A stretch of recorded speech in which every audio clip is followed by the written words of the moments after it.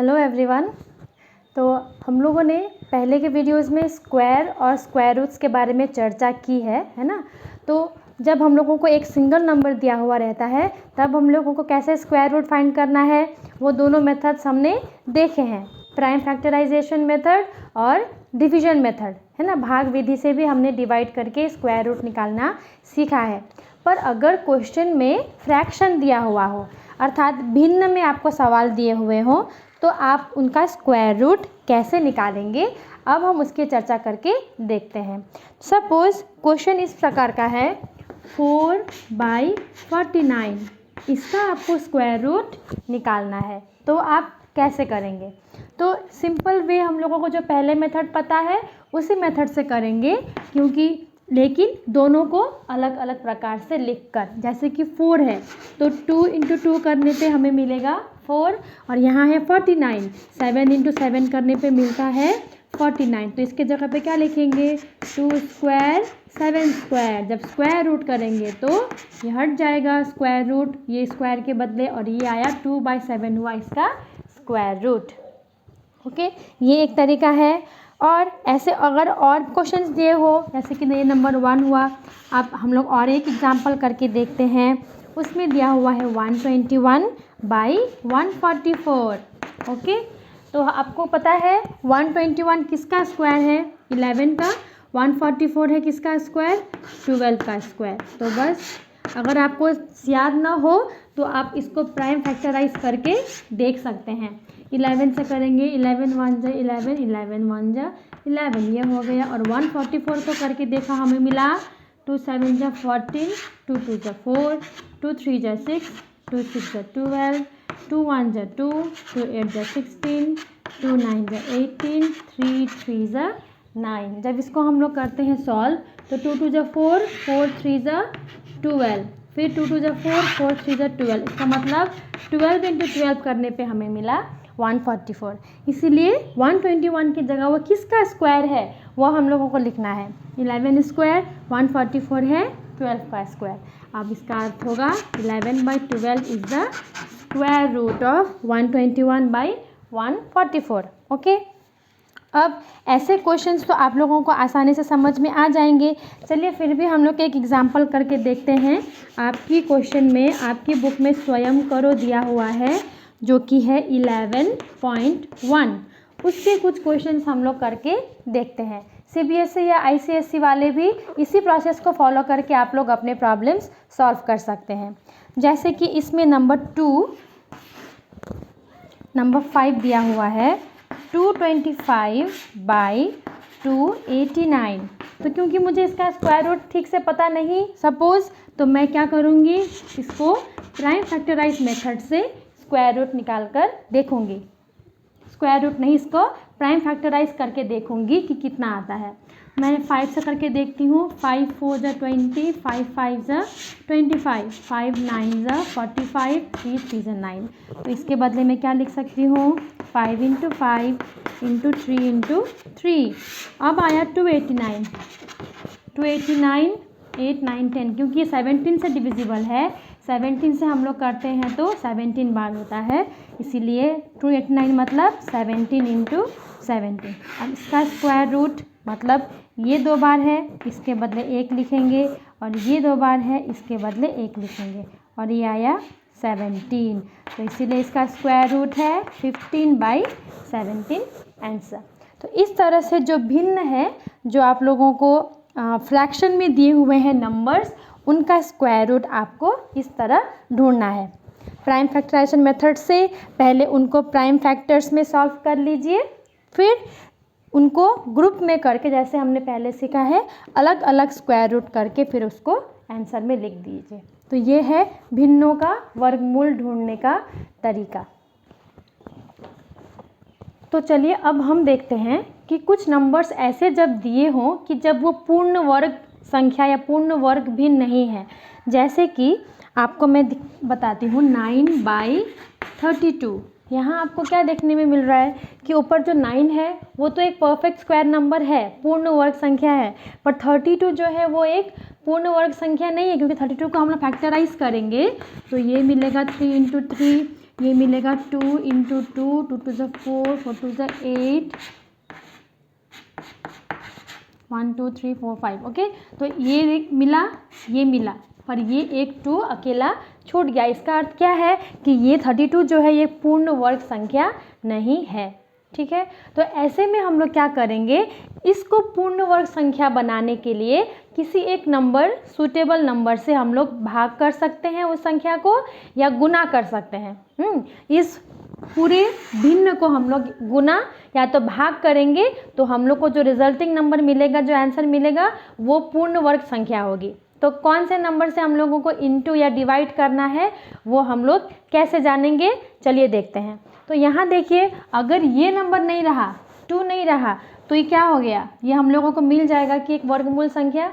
इसीलिए हम लोग इस भिन्न को 9/32 को इंटू 2 करते हैं। 2 1 ज़ 2, 2 16 ज़ 32। तो हम लोगों को क्या मिला, 9/16। तो ये हो गया, रूट ओवर जब इसका निकालेंगे तो आ जाएगा 3/4। तो ये हो जाएगा आंसर। तो इसलिए आपके बुक में ऐसे क्वेश्चंस दिए हुए हैं कि कौन से संख्या से दिए हुए भिन्न को गुना या भाग करने पर आपको एक पूर्ण वर्ग संख्या मिलेगी। ये आपको क्वेश्चन में दिया हुआ है। देखिए एग्जाम्पल में दिया हुआ है कि 36/243। मैं एक एग्जाम्पल ले रही हूँ। इसमें पूछा गया है ये पूर्ण भिन्न है या नहीं, ये आपको देखना है। देखें, उसके बाद क्या बोला गया है, एवं किस प्रकार पूर्ण भिन्न पाएंगे, हिसाब करके देखें।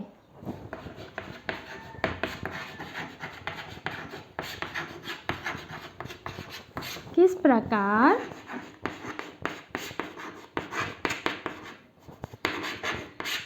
पूर्ण भिन्न पाएंगे, हिसाब करके देखें। तो आपको दोनों काम करना है। पहले तो ये चेक करना है कि ये पूर्ण वर्ग संख्या है कि नहीं, है ना, पूर्ण वर्ग संख्या है या नहीं वो चेक करना, प्लस उसको अगर वो नहीं है तो उसको पूर्ण भिन्न कैसे बनाएंगे वो भी आप लोगों को देखना है। तो चलिए हम लोग देखते हैं।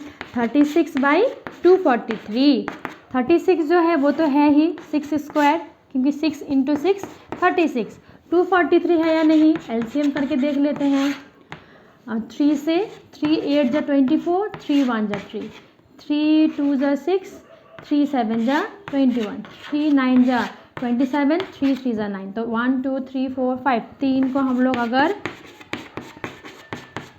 5 बार गुना करते हैं तो हमें मिलेगा 243। ओके, तो यहाँ हमने क्या देखा, ये एक ग्रुप बना, ये एक ग्रुप बना, तो आप लोगों को क्या एक्स्ट्रा रह गया, 3। सो इस 3 को हटाएंगे तो आपको मिल जाएगा पूर्ण वर्ग भिन्न। तो आसान है ये समझना कि आपको किस नंबर से इंटू करना है। तो बस इस भिन्न को आप इंटू करेंगे 3 से, तो ये 3 और 3 कैंसिल आउट हो जाएगा और आपको अंत में क्या मिलेगा, 36/3 3 ज़ा 9, 3 3 ज़ा 9। इसका अर्थ हुआ 36/81। ये आपको आ जाएगा और ये होगा 6/9, अर्थात 3 2 जा 6, 3 3 जा 9। आंसर फाइनली क्या मिलेगा, 2/3 आपको आंसर मिलेगा। तो आप यहाँ पे क्या लिखेंगे कि जब ऐसा आपने देखा तो आप लिख सकते हैं कि ये पूर्ण भिन्न नहीं है ना। और इसको अगर आपको पूर्ण भिन्न बनाना है तो उसको आप किससे इंटू करेंगे, वो ऐसे इंटू करके आप दिखा सकते हैं। तो ये तरीका है कि आप लोगों को किस संख्या से गुना करने पे पूर्ण वर्ग भिन्न मिलेगा या भाग करने पे मिलेगा वो देखना। क्योंकि हमने इसमें सिर्फ भाग वाले एग्जाम्पल्स देखे, चलिए हम लोग देखते हैं कि कौन से नंबर से डिवाइड करने पे आता है, वो भी हम लोग एक बार ट्राई करके देख लेते हैं। कि सपोज़ कभी ऐसा हुआ कि डिवाइड करके देखना पड़ा, डिवाइड करने पे हम लोगों को सूटेबल आंसर मिल रहा है या पूर्ण वर्ग भिन्न मिल रहा है, तो वो कैसे क्वेश्चंस कैसे होंगे वो हम लोग एक बार देखते हैं। ओके, तो लेट्स सी। यहाँ पे हम लोग स्वयं करो लेते हैं। यहाँ पे हम लोग लेते हैं स्वयं करो 11.2 से देखते हैं कि किस नंबर 1 का क्वेश्चन किस प्रकार दिया हुआ है। देखिए, किस क्षुद्रतम धनात्मक पूर्ण संख्या से गुना करने पर नीचे के भिन्नों का पूर्ण भिन्न होगा, ये आपको निर्णय करना है। ये आप कर पाएंगे, तो इसलिए क्योंकि गुना वाला प्रश्न है इसलिए मैंने उसको आपके लिए छोड़ा। नंबर 2 देखते हैं, किस सबसे छोटी धनात्मक पूर्ण संख्या से भाग देने पर नीचे के भिन्न पूर्ण वर्ग भिन्न होंगे, जैसे कि 450 और यहाँ है 625। ओके, तो यहाँ हम लोग 450 का फैक्टराइज करके देख लेते हैं कितना आ रहा है। 2 2 ज़ा 4, 2 2 ज़ा 4, 2 5 ज़ा 10, 5 4 ज़ा 20, 5 5 ज़ा 25, 5 9 ज़ा 45, 3 3 ज़ा 9। तो इस प्रकार 450 को हमें क्या मिला, 2 × 5 × 5 × 3 × 3। और 625 तो हमें पता है 25 × 25 करते हैं तो हमें मिलता है 625। अब यहाँ देखिए, यहाँ 5 × 5 ये एक ग्रुप मिल गया, ये एक ग्रुप मिल गया, तो कौन सा एक्स्ट्रा है, 2। इसका मतलब इसको अगर हम लोग काटेंगे, इस 2 को हटा देंगे तो हम लोगों को क्या मिल जाएगा, पूर्ण वर्ग भिन्न मिल जाएगा। तो इसीलिए हम लोगों को इसको किस से भाग करना है, 450/625 को भाग करना है 2 से। 450/625, 2 के नीचे कुछ नहीं तो 1, डिवाइड को इनटू में चेंज किया 1/2। अब इसको हम लोग कैंसिल आउट करेंगे तो 2 2 ज़ा 4, 2 2 ज़ा 4, 2 5 ज़ा 10, तो आया 225/625। 225 का रूट ओवर है 15 और यहाँ पे है 25, तो ये हो जाएगा इसका आंसर। 5 3 ज़ा 15, 5 5 ज़ा 25, 3/5।